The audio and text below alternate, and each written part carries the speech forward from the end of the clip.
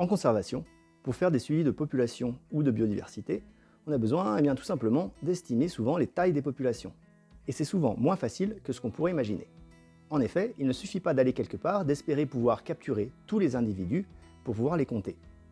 Si la population est très large, ou si l'espèce a des activités nocturnes par exemple, ou un habitat très difficile d'accès, on est à peu près sûr de rater des individus. Donc on va plutôt utiliser des estimateurs qui se basent sur des sous-ensembles de la population à estimer. Une approche assez intuitive et très pratique pour faire ces estimations, c'est l'approche de capture-recapture ou marquage-recapture. Prenons par exemple une population de coccinelles. On va d'abord capturer un certain nombre d'individus de façon aléatoire et les marquer. Alors selon l'espèce, on peut par exemple les marquer à l'aide d'une étiquette ou d'une marque de couleur, ou les identifier à l'aide des motifs de leur carapace ou de leur pelage, ou à l'aide de leur aileron, etc. On va ensuite relâcher ces individus dans la nature et recapturer un peu plus tard à peu près le même nombre d'individus, encore une fois de façon aléatoire. Considérons que M est le nombre d'individus capturés et marqués ou identifiés la première fois. Donc tous les individus pleins à l'écran, qu'ils soient brillants ou mat. C est le nombre d'individus capturés la seconde fois. Donc tous les individus brillants à l'écran, pleins ou vides. Et R est le nombre d'individus capturés les deux fois, donc recapturés, c'est-à-dire les individus à la fois pleins et brillants à l'écran. On peut alors estimer le nombre total d'individus N à l'aide de la formule de Lincoln-Petersen, N égale MC divisé par R. Cette formule ne sort pas de nulle part. Elle se base sur l'idée que la proportion d'individus recapturés lors de ma deuxième capture est à peu près égale à la proportion d'individus que j'ai marqués la première fois par rapport à la population totale.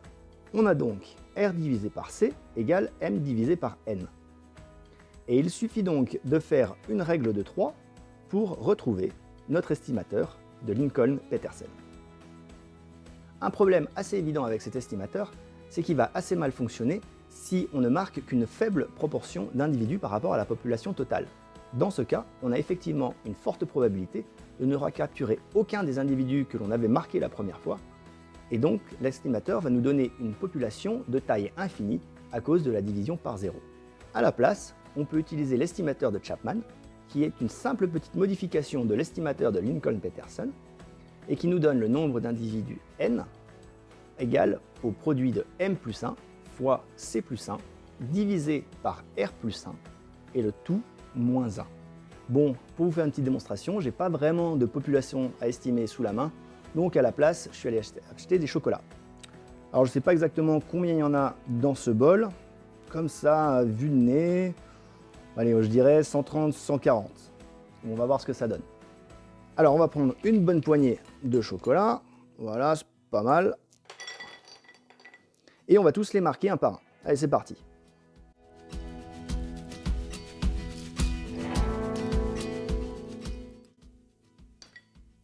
Ok, donc je viens de marquer 34 individus dans cette première capture. On va les relâcher, donc les remélanger bien de façon aléatoire dans mon bol total de chocolat. Et cette fois, on va refaire une capture, encore une fois aléatoire. C'est parti. Hop. Allez, voilà. Et donc cette fois, je vais compter le nombre d'individus que j'ai marqué la fois précédente. Alors c'est parti.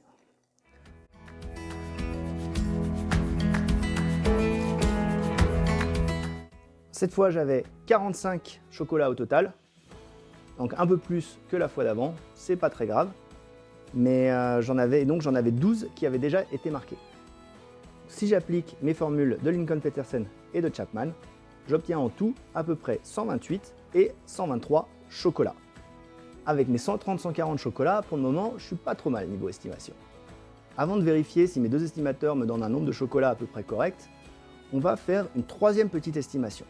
Comme vous pouvez peut-être vous en douter, il est tout à fait possible de marquer les individus capturés la seconde fois, de les relâcher à nouveau et de faire une troisième capture pour affiner nos résultats.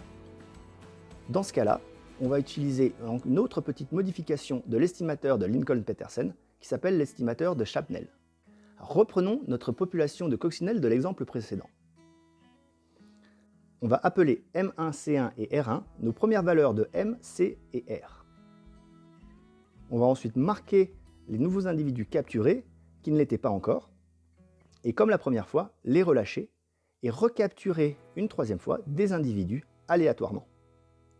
Cette fois, M2 est le nombre d'individus marqués lors de toutes les captures précédentes, C2 est le nombre d'individus capturés cette troisième fois uniquement, et R2 est le nombre d'individus marqués précédemment lors de mes deux captures précédentes, parmi les individus capturés cette troisième fois. Le nombre total d'individus peut alors être estimé avec la formule n égale m1 fois c1 plus m2 fois c2 divisé par r1 plus r2. Et on peut bien sûr généraliser à n'importe quel nombre de captures successives. Vous pouvez retrouver tous ces termes et leurs définitions dans le billet de blog qui accompagne cette vidéo, le lien est en commentaire comme d'habitude. Si on revient à nos chocolats, on va cette fois marquer nos individus qui n'avaient pas encore été marqués, puis ensuite remélanger tous nos chocolats. Alors c'est parti. A few moments later. Voilà, c'est fait, c'est marqué. Allez, on remélange.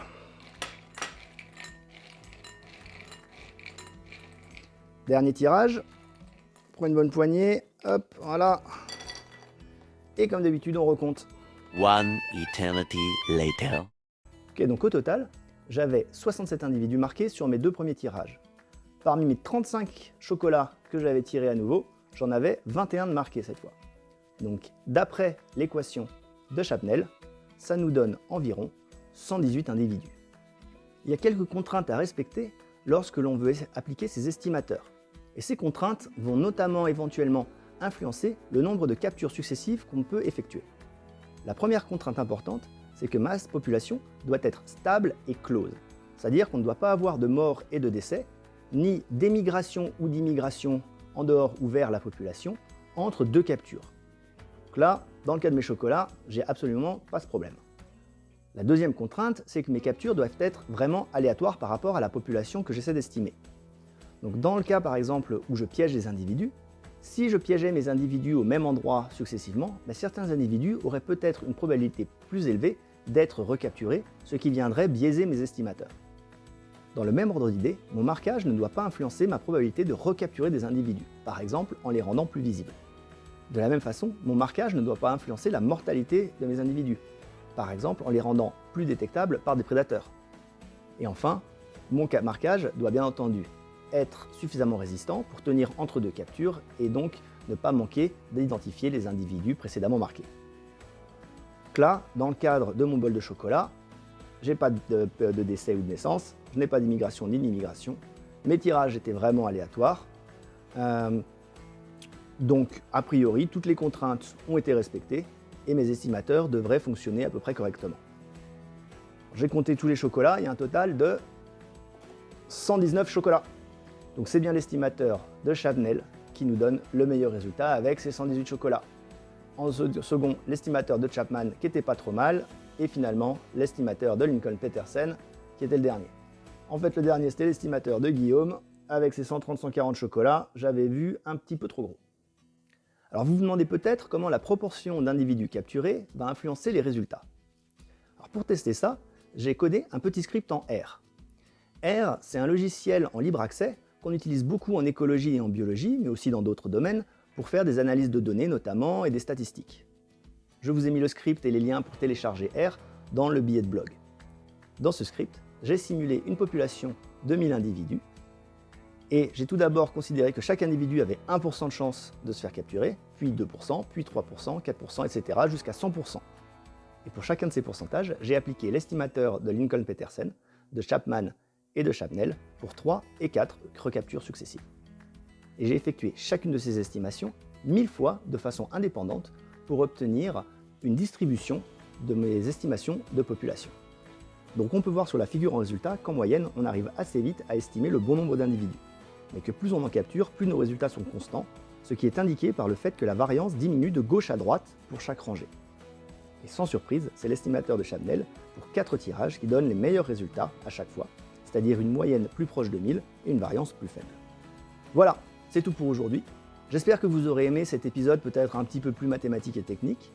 Si c'est le cas, mettez un pouce bleu, abonnez-vous, laissez un commentaire, partagez la vidéo, et à bientôt pour une prochaine vidéo.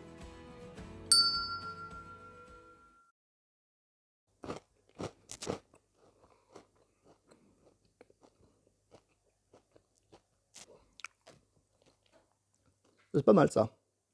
Faudrait que je fasse plus de vidéos moi avec des chocolats. Sympa.